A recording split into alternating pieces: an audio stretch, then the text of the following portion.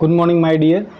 आज का जो टॉपिक है वो फिजिक्स से है, जिसमें हम इलेक्ट्रॉनिक्स से एक पार्ट है कूलम्स लॉ, इसके बारे में आज हम पढ़ेंगे। एक्चुअली जब हम फिजिक्स की बात करते हैं और फिजिक्स की ब्रांच इलेक्ट्रॉनिक्स की बात करते हैं तो इलेक्ट्रॉनिक्स में हम इलेक्ट्रिकल डिवाइसेस या फिर इलेक्ट्रिक चार्ज से रिलेटेड या फिर इलेक्ट्रिक करंट से रिलेटेड हम चीज़ें पढ़ते हैं। एक्चुअली यहाँ पर जो आज हम पढ़ेंगे वो इलेक्ट्रॉनिक्स का एक पार्ट है जिसमें हम कहते हैं कूलम्स लॉ, और ये 10+2 का सिलेबस का फर्स्ट चैप्टर का भी फर्स्ट यूनिट का फर्स्ट चैप्टर का पार्ट भी है। जब हम बात करते हैं कि कूलम्स लॉ, तो कूलम ने एक लॉ दिया कि जब दो स्थिर बिंदु आवेश हों और उनके बीच किसी डिस्टेंस पर वो आवेश दोनों किसी डिस्टेंस पर रखे गए हों तो उनके बीच सदैव यानी ऑलवेज इलेक्ट्रिक फोर्स क्रिएट होता है, एक वैद्युत बल लगता है जिसको हम आकर्षण या प्रतिकर्षण बल दोनों कहते हैं। तो उसकी वैल्यू कितनी होती है या उसका चार्ज से और उनके बीच की जो डिस्टेंस होती है उनमें क्या रिलेशन होता है, इसी रिलेशंस को कूलम्स लॉ कहते हैं, कूलम का नियम भी कहते हैं। कूलम ने एक्चुअली बताया कि जब दो चार्ज हों, जैसे कोई ए पॉइंट पर कोई प्लस क्यू चार्ज है, सेकेंड आर डिस्टेंस पर कोई बी पॉइंट है जिस पर चार्ज की जो वैल्यू है वो माइनस क्यू नॉट है, ये बी पॉइंट्स है। कूलम ने बताया कि जब दो सेम बट अपोजिट चार्जेस एक दूसरे से किसी डिस्टेंस पर अगर रखे गए हों तो उनमें हमेशा एक अट्रैक्टिव फोर्स क्रिएट होता है, एक आकर्षण बल उत्पन्न होता है जिसका मान इन दोनों आवेशों के गुणनफल के डायरेक्टली प्रोपोर्शनल यानी अनुक्रमानुपाते यानी Q इंटू क्यू नॉट के अनुक्रमानुपाते होगा, और इनकी बीच की जो डिस्टेंस होती है 1/r² उसके व्युत्क्रमानुपाती होते हैं यानी इनवर्सली प्रोपोर्शनल होता है। अब दोनों हम प्रोपोर्शनल को एक साथ करते हैं तो यानी F इक्वल टू हो जाएगा Q into Q not upon r², फिर अगेन प्रोपोर्शनल हटेगा तो ये वैल्यू आ जाएगी F equal to 1/4πε0 Q not upon r²। Newton ये इलेक्ट्रिक फोर्स की यूनिट हो जाएगी यानी मात्रक हो जाएगा, ये कूलम्स लॉ कहलाता है। अब जब हम बात करते हैं कि F यानी इलेक्ट्रिक फोर्स की वैल्यू क्या होती है, एक एप्सिलॉन 1/4πε0 ये कांस्टेंट वैल्यू है जिसमें हम कहते हैं कि क्यू नॉट अपॉन r² के मल्टीप्लाई के जस्ट इक्वल होता है। जहां पर हम बात करेंगे कि 1/4πε0 एक कांस्टेंट वैल्यू है, इसकी वैल्यू कितनी होती है तो इसकी value 9 × 10⁹ newton metre square upon coulomb square होती है। अब जब हम बात करते हैं कि ये कांस्टेंट की वैल्यू 1/4πε0 की value 9 × 10⁹ newton metre square upon coulomb square होती है, इसकी वैल्यू हम यहाँ रख सकते हैं यानी F इक्वल टू हो जाएगा 9 × 10⁹ गुणे Q into Q not upon r² Newton. इस तरह से हम F की वैल्यू को हम इस तरह से भी हम एक्सप्रेस कर सकते हैं, लिख सकते हैं, जो कूलम्स लॉ के थ्रू ही होता है। जब बात करते हैं कि 1/4πε0 की वैल्यू से रिलेटेड, तो इसमें ε0 की वैल्यू क्या होती है या फिर ε0 की डायमेंशन क्या होगी या इलेक्ट्रिक फोर्स F की डायमेंशन क्या होगी, इससे रिलेटेड ऑब्जेक्टिव कुछ क्वेश्चंस पूछे जाते हैं।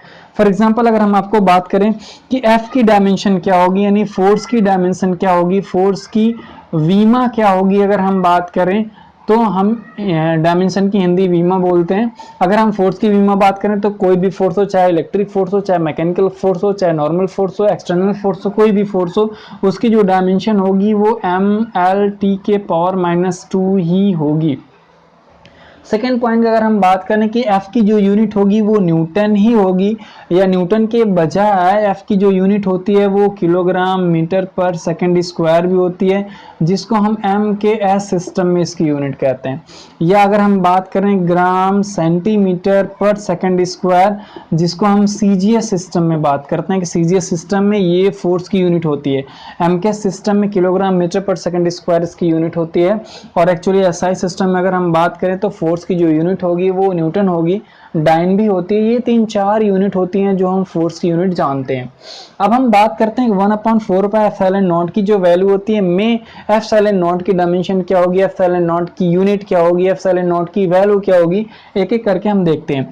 एक्चुअली हम जानते हैं कि 1/4πε0 की जो यूनिट वैल्यू होती है 9 × 10⁹ newton metre square upon coulomb square. अब हम बात करें कि F की जो वैल्यू होती है F equal to 1/4 q q not upon r square, हमें इसकी वैल्यू निकालना है। तो हम क्या करेंगे, R का इसमें मल्टीप्लाई कर देंगे और q q naught divide, multiply हो रहा है इधर तो डिवाइड हो जाएगा, यानी newton metre square upon coulomb into coulomb. तो हम नॉर्मल से इसकी यूनिट लिख सकते हैं, यानी 1/4 की टोटल जो यूनिट होगी वो newton metre square upon coulomb square होगी। इसका अगर हम इन्वर्स कर दें, for example 1/f equal to 4 pi का मल्टीप्लाई हो जाएगा 4 पाई इंटू 9 इंटू 10 के पावर 9, 9 इंटू 10 के power 9 newton metre square upon coulomb square. Epsilon naught ऊपर जाएगा तो ये वैल्यू सारे के सारे डाउन में चली जाएगी, यानी हम लिख सकते हैं 1/4 पाई इंटू 9 इंटू 10 के पावर 9। अब ये हो जाएगा coulomb square upon newton metre square. ये एप्सिलॉन नॉट की वैल्यू कहलाती है इस तरह से, या हम कह सकते हैं कि एप्सिलॉन नॉट की जो यूनिट होती है वो हम कह सकते हैं कि किलो कुलम्ब स्क्वायर, यानी COLOMB coulomb square upon newton metre square. ये एप्सिलॉन नॉट की टोटल यूनिट होगी। अब हम जब बात करें कि एप्सिलॉन नॉट की वैल्यू क्या होती है तो हम इसको सॉल्व कर देंगे, यानी 1/4 इंटू 3.14 इंटू 9 इंटू 10 के पावर जो है 9 है ये अपर में चला जाएगा, तो 10 के पावर ऊपर हो जाएगा -9 हो जाएगा, मल्टीप्लाई कर देंगे, ये वैल्यू यूनिट तो वही रहेगी coulomb square upon newton metre square. अब जब हम इस पार्ट को पूरा सॉल्व करते हैं तो एप्सिलॉन नॉट की जो वैल्यू आती है 8.85 इंटू 10 के power -12 coulomb square upon newton metre square आती है। ये एप्सिलॉन नॉट की वैल्यू हो गया। कभी कभी क्वेश्चंस ये पूछा जाता है कि एप्सिलॉन नॉट की जो यूनिट होती है वो।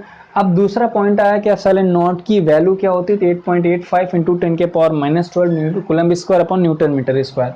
अब अगर हम इसकी डायमेंशन बात करते हैं, क्योंकि कॉम्पिटिटिव एग्जाम्स हो या फिर हमारा 10+2 का एग्जाम्स हो तो ऑब्जेक्टिव क्वेश्चन एप्सिलॉन नॉट की डायमेंशन से रिलेटेड आता है। अब अगर हम बात करें कि एप्सिलॉन नॉट की वीमा क्या होगी या डायमेंशन क्या होगी, तो हम कुलम्ब स्क्वायर, यानी कुलम्ब का मतलब क्यू, यानी क्यू का मतलब IT, आई का मतलब जो डायमेंशन हो जाएगी वो 80, यानी 80 स्क्वायर हो गया।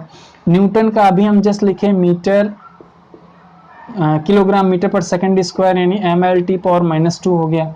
लंबाई यानी मीटर स्क्वायर, यानी L स्क्वायर हो गया। इस तरह से हम इसके डायमेंशन को आसानी से लिख सकते हैं। ये हो जाएगा M अपर में जाएगा, यानी M के पावर -1, L यानी L क्यूब के पावर ऊपर जाएगा तो -L क्यूब हो जाएगा। T यहाँ तो स्क्वायर है, ये T के पावर -2 ऊपर जाएगा, यानी T के पावर +4 हो जाएगा, और A स्क्वायर है ही है। इस तरह से हम एप्सिलॉन नॉट की डायमेंशन लिख देंगे कि एप्सिलॉन नॉट की डायमेंशन क्या होगी। जब हम बात करें कि डायमेंशन को लेकर के, दिस इज द मास, यानी मास को हम M से डिनोट करते हैं, लेंथ को हम L से डिनोट करते हैं, टाइम को हम T से डिनोट करते हैं और इलेक्ट्रिक करंट को हम A से डिनोट करते हैं। इस तरह से एप्सिलॉन नॉट की डायमेंशन होगी। एप्सिलॉन नॉट की डायमेंशन, एप्सिलॉन नॉट की वैल्यू, एप्सिलॉन नॉट की यूनिट, फिर अगेन हम बात करते हैं 1/4 पर एप्सिलॉन नॉट की टोटल वैल्यू। फिर अगेन हम बात करते हैं कि कूलम्ब्स लॉ के अकॉर्डिंग हमने ये पढ़ा कि जब दो स्थिर बिंदु आवेश एक दूसरे से किसी डिस्टेंस पर रखे गए हों, किसी दूरी पर स्थित हों, तो उनके बीच हमेशा एक अट्रैक्टिव फोर्स काम करता है, जिसको हम इलेक्ट्रिक फोर्स कहते हैं। ये इलेक्ट्रिक फोर्स जो होता है वो 9 इंटू 10 के power 9 q not upon r square newton के बराबर होता है। या अगर हम एक पॉइंट कह सकते हैं, इसको हम Q1 और Q2 भी कह सकते हैं, इसको हम Q डबल डैश भी कह सकते हैं। तो यहाँ पर वैल्यू को हम अलग अलग वैल्यू लिख सकते हैं, यानी कि Q1 Q2 upon r square या Q double dash upon r square, but हमारे रिजल्ट में कोई फर्क नहीं पड़ेगा, वो भी Q रहेगा, वो भी Q रहेगा। यहाँ सिर्फ जो डिनोशन है, वो जो रिप्रेजेंटेशन है, यानी यहाँ पर हमने Q और Q नॉट से रिप्रेजेंट किया है, यहाँ पर हम Q1 Q2 से भी रिप्रेजेंट कर सकते हैं, Q डैश डबल डैश से भी रिप्रेजेंट कर सकते हैं। बट कूलम्ब लॉ के अकॉर्डिंग जो हम जानते हैं वो ये हम जानते हैं कि उन दोनों आवेशों का जो मल्टीप्लाई होता है उसके फोर्स के डायरेक्टली प्रोपोर्शनल होता है, और उनके बीच की जो डिस्टेंस होती है उसके स्क्वायर के इनवर्सली प्रोपोर्शनल होता है। ये दोनों प्रोपोर्शनल एक साथ कंबाइंड करते हैं तो ये फार्मूला आ जाता है। इस तरह से हम कूलम्ब्स लॉ के according F equal to 1/4 pi epsilon naught Q naught upon r square, इसे हम कैलकुलेट करते हैं, इसे हम फाइंड करते हैं।